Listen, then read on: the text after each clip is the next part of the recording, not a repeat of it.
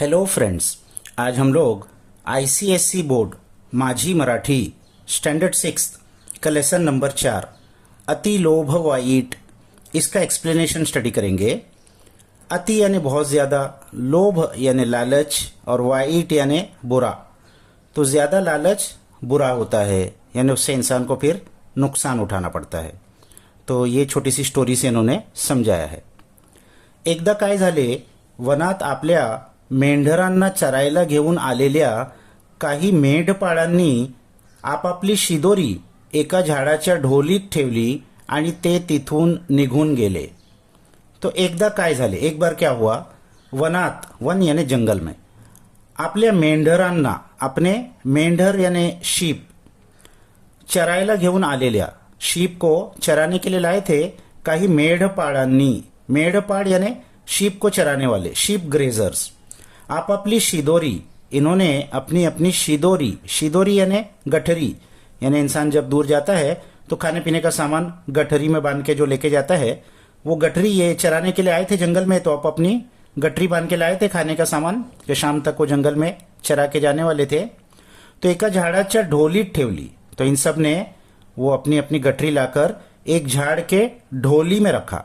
ढोली यानी झाड़ के अंदर एक हॉलो स्पेस होता है, होल होता है, उसके अंदर उन्होंने रख दिया। जैसे यहाँ इस पिक्चर में आपको दिख रहा है, ये झाड़ के अंदर हॉलो स्पेस है और वो जो उनके हाथ में वो बच्चा रख रहा है वो गठरी है खाने की, शिदोरी ठेवली आणि ते तिथून निघून गेले। और अपने अपने खाने की गठरी उस झाड़ के होल में रख के वो सब वहां से चले गए मेंढों को चराने के लिए। फिर वापस वो खाने के टाइम पे आने वाले थे। नेमकी ही गोष्ट एका कोल्ह्याने पाहिली। अच्छा, इनको रखते हुए ये चीज एक कोल्हा यानी फॉक्स ने देखा। चला, आजच्या शिकारीचा त्रास वाचला। अब उसने अपने मन में क्या सोचा, चलो ये तो अच्छा हो गया, आज का शिकार की जो तकलीफ है वो बच गई। या आयत्या जेवणावर ताव मारायला हरकत नहीं। तो या आयत्या जेवणावर, आयत्या यानी बिगैर किसी मेहनत के मिल गया है, जेवन यानी खाना, ताव मारने यानी इस पर मैं हमला कर लेता हूं, हरकत नहीं, कोई हरकत नहीं है, फ्री में आज मुझे खाना मिल जाएगा। कोल्हा मनातल्या मनात म्हणाला आणि झाडाच्या त्या अरुंद ढोलीत शिरला। कोल्हा फॉक्स ने अपने मन ही मन में कहा और झाड़ के उस अरुंद ढोली, अरुंद यानी बहुत नैरो, ढोली यानी वो होल, उसमें शिरला, शिरला यानी एंटर हो गया। मेंढपाळांनी ठेवलेल्या शिदोऱ्या सोडून त्याने त्यावर ताव मारायला सुरुवात केली। तो मेंढपाळांनी, वो जो चरवाहे थे, उन्होंने जो शिदोरी, जो गठरिया रखी थी, उसको सोडून यानी उसको खोला उसने और त्याने त्यावर ताव मारले और उस पर उसने ताव मारा यानी वो जल्दी जल्दी एकदम खाने लगा, सुरुवात केली, उसने शुरू कर दिया खाना। पाहता पाहता त्याने सगळ्या जेवणाचा फन्ना उडवला।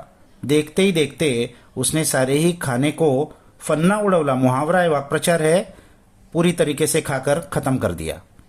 पण झाले काय, लेकिन क्या हुआ फिर, अति खाल्ल्याने त्याचे पोट एवढे फुगले की त्याला त्या अरुंद ढोलीतून बाहेर पडता येईना। अति बहुत ज्यादा खाल्याने, खा लिया उसने, त्याचे पोट एवढे फुगले, उसका पेट इतना फूग गया कि त्याला त्या अरुंद ढोलीतून, कि उसको उस नैरो होल में से बाहेर पडता येईना, बाहर अब वो नहीं आ पा रहा था, पेट उसका फंस गया।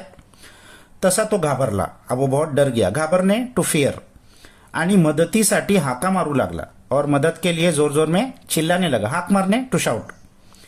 त्या झाडाजवळून जाणाऱ्या दुसऱ्या कोल्ह्याने त्याला पाहिले।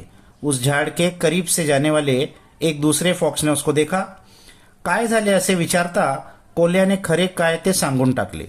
अब उसने पूछा क्या हुआ, विचारने टू आस्क अ क्वेश्चन, तो कोल्ह्या ने सब कुछ सच सच बता दिया कि क्या क्या हुआ। तसा दूसरा कोल्हा त्याला म्हणाला, तो उस दूसरे फॉक्स ने उससे कहा, अति तिथे माती, हे तुला माहित नहीं का। अब ये एक मुहावरा है, अति तिथे माती, यानी जहां इंसान ज्यादा लालच करता है वहां मिट्टी हो जाता है, यानी जो है वो भी चला जाता है।